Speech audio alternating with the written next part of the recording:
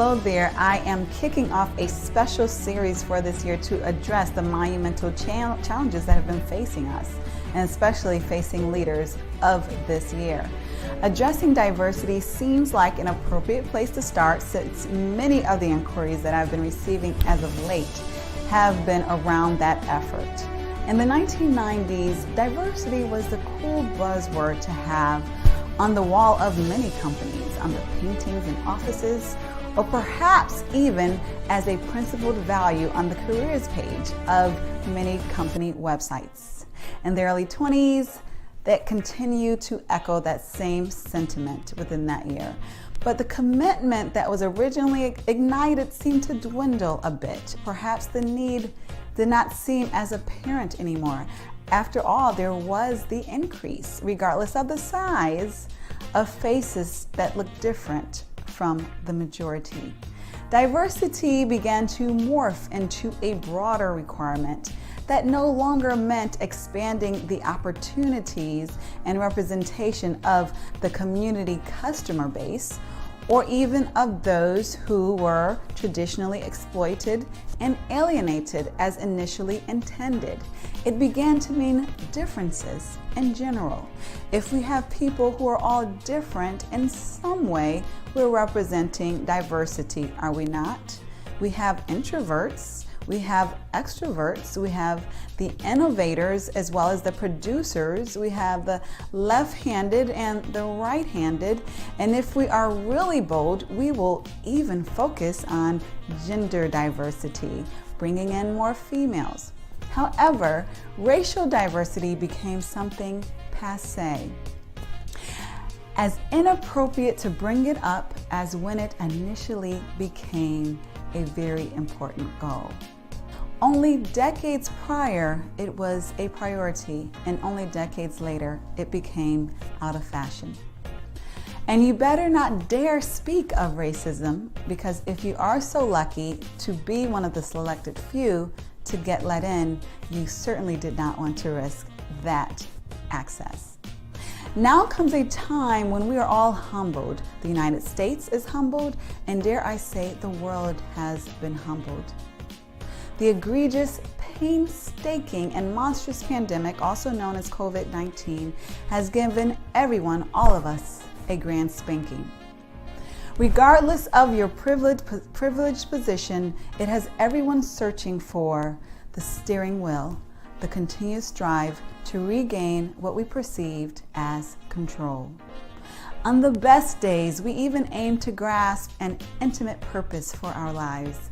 While our wounds were still open, some may have perceived theirs as healing or being healed, and others with gashes wide open.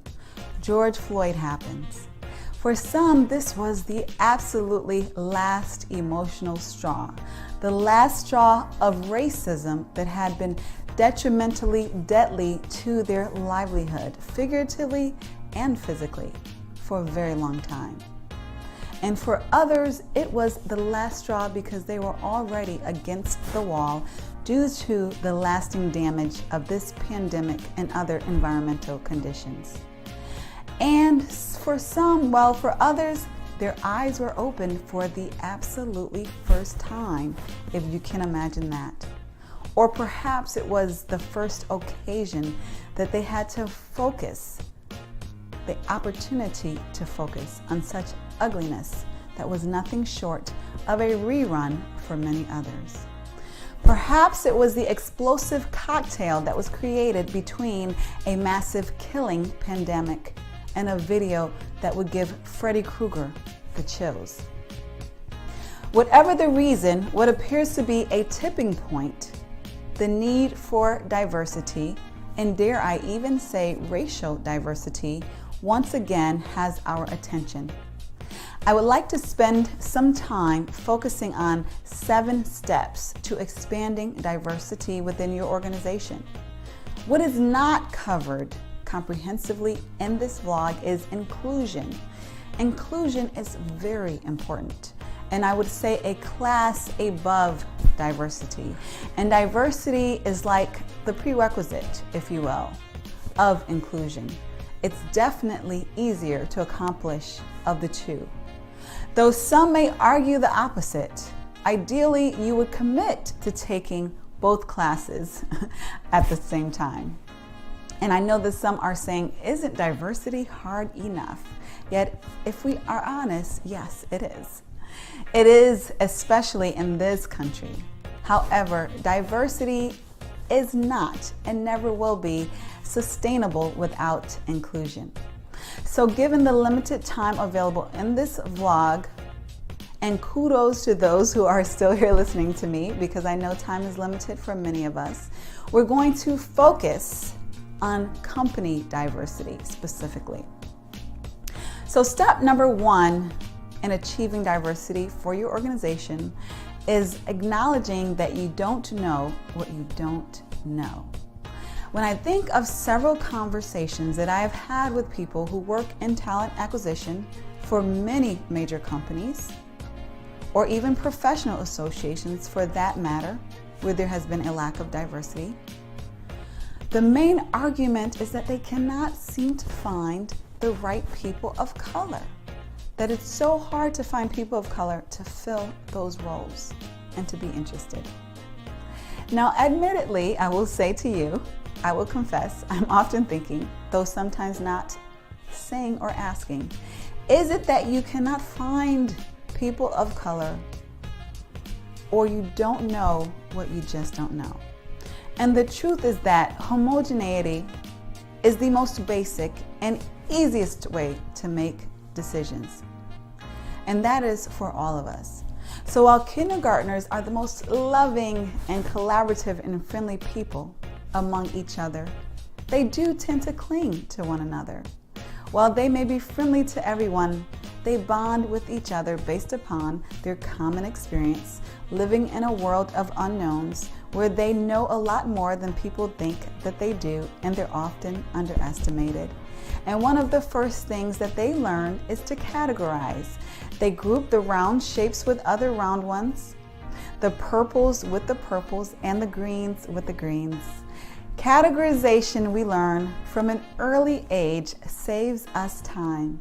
And as we grow older, we continue to advance in the skill of categorization. Categorization adds efficiencies to our lives that we otherwise would not have. I personally have coded my closet based upon occasion, based upon the color of the material.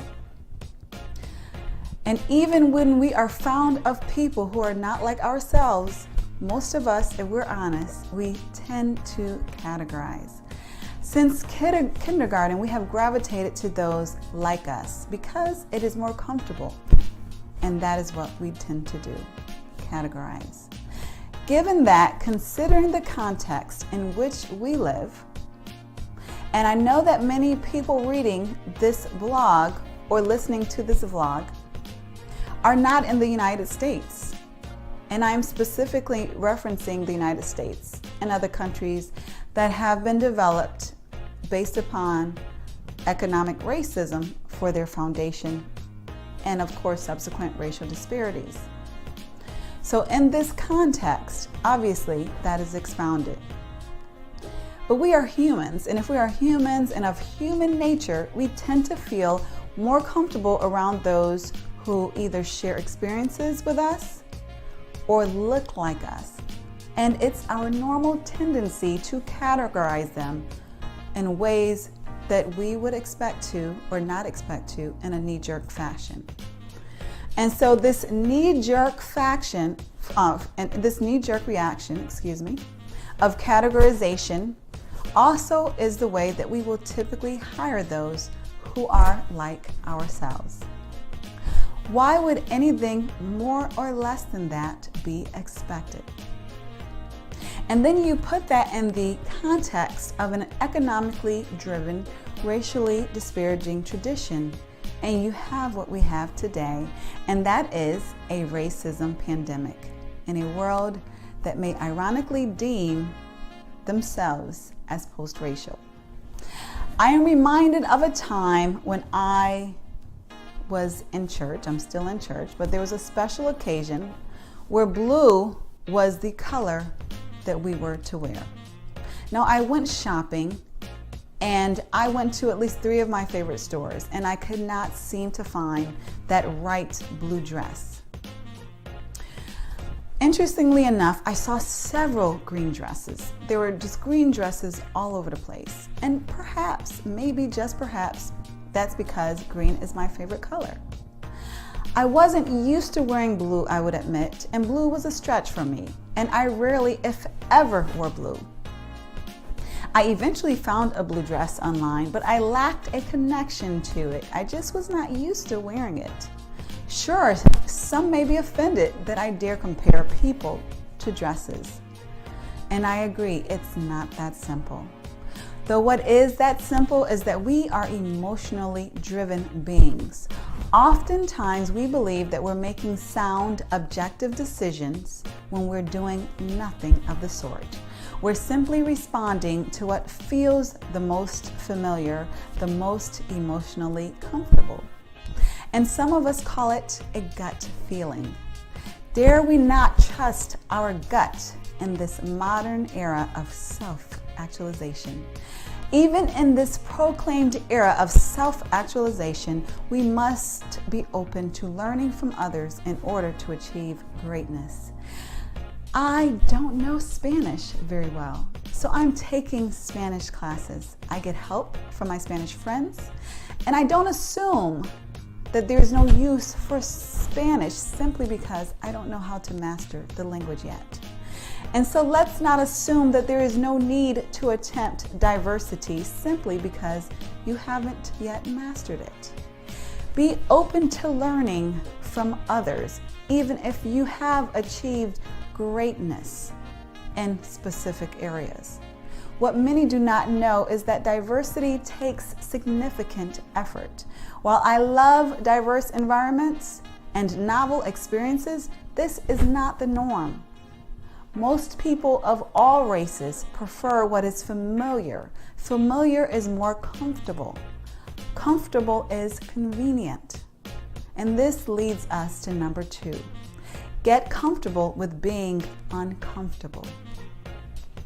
If you are genuinely desiring diversity within your organization, you're going to be uncomfortable at times. You may be uncomfortable when they have personal stories to which you cannot relate. You might be uncomfortable because they don't get your jokes.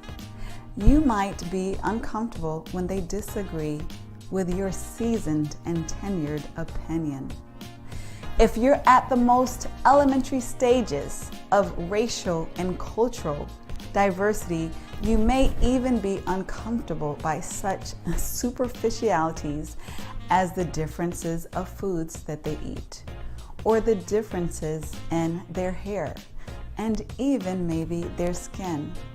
Though if you are genuinely hoping to work in a diverse work environment, you will be comfortable with your lack of comfort and with being uncomfortable until you become more comfortable. The third step, which has been implied already, is to not trust your gut. Do not trust your gut when it comes to increasing diversity within your organization. I know this sounds counterintuitive from everything that you have learned regarding how to live and how to make decisions. However, when building diversity, it is selfish and downright dangerous to rely on your gut. In this modern era, thankfully, we have access to more objective tools and data than we ever have in the past. When hiring and promoting, we should use assessments and simulations to help us make objective decisions. Such tools help us to analyze the quality of talent that is not subjectively based, but based on relative subject matter expertise and performance ability. Now let's get to step number 4. And step number 4 is knowing your community. Know your community base because it is important for 2 reasons. Firstly, the more that you know your community base, the more knowledgeable that you will be in finding and attaining diverse talent that is not far away. Quite conveniently, a community base can conceivably be global at this point in our modern era. This is most commonly found among higher level positions that typically include searches that will pay, will reimburse, will sponsor relocation globally even. The second important reason that you want to be intimate and know your community base is because every organization should be an asset to their community. Not just a taker, but an asset. So if you're familiar with the community, if you're familiar with the inhabitants of the city in which your organization resides, then it will be difficult to understand it will be difficult for you to not understand how your community needs your service. And it will be easier for you to understand how you can ultimately serve your community. Knowing your community base will help you not only to better your community, it will help you to know the diverse representation that exists within it for your organization, to tap into it, to obtain diverse talent that exists right there underneath your nose. Now, step number 5 is to know your customer base. Now, I know this is common knowledge in marketing, but oftentimes some organizations still tend to ignore what their company base is composed of. Many organizations have taken advantage of researching their customer base, but if you have not, I encourage you to do so. So when a workforce lacks the diversity and the thought perspective that is represented within their company base, or within their customer base, then selling and serving that customer audience places them in a disadvantage to do so. So it's important to know your customer base, because then you will know how to best serve and attract and continuously attract those who are interested in what you have to offer. Step number 6 is to make diversity a priority. Yes, if you're reading this, you have an intention of increasing diversity within your organization, hopefully. But it's not only important to have an intention to increase diversity, it's important to make it a priority. Why is this important? Because as we know, most of our days are fully occupied. They're busy. We're rushing to make deadlines, working positively toward various goals, and placing effort based upon the priorities, yes, the priorities of our organization. So there are some things that we will never get to, even though they're on our list. There is never a time when we get to do everything that we want to do, but we focus on what is prioritized at the highest by our leadership. We ensure that diversity is a priority by setting direct goals tied to it. In many areas of talent and HR especially, we want to move more qualitative to more non-numerical, sophisticated ways of measuring performance. However, quantitative measurement is needed when there is a lack of sophistication to do otherwise. And for most organizations, such sophistication regarding diversity just is not there. And so we still need to quantitatively measure the diversity progress. Also, dare I say, quantitative data is still king among most C-suite layers of top organizations. If diversity is a priority, then it will be measured. What is a priority is measured, and as we all know, what gets measured is what gets done. For example, in talent acquisition, are recruiters rewarded or evaluated based upon how highly they're providing diverse represented slates? Are there staff members with significant ties to underrepresented communities on the decision-making panels? Are leaders requiring a diverse representation of interviews when they are hiring? Are there active promotions and active sponsorship and mentor opportunities and programs for underrepresented groups? This helps to expand diversity, especially among the higher ranks of the organizations. And step number 7 is to be consistent. As Coach John Wooden once said, character is measured by what we do when no one else is looking. So if diversity is a real goal of your organization, then you want to institutionalize those practices far beyond what is publicly visible. But you want to communicate to your team, to your organization, that diversity is an important value of your organization. The best way to institutionalize diverse efforts is to make it a part of your traditional dashboards. When you measure quarterly the performance of your organization or your team, you can also measure hiring and retention of diverse talent bases. In addition to lag measures, you can also use lead measures that proactively link efforts to diverse outcomes, including recruitment and internal inclusion efforts.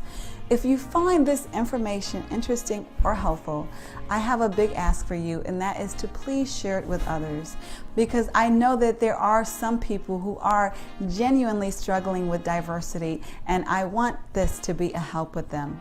So share with those, especially those leaders who you believe would benefit from this information, and have a phenomenal day.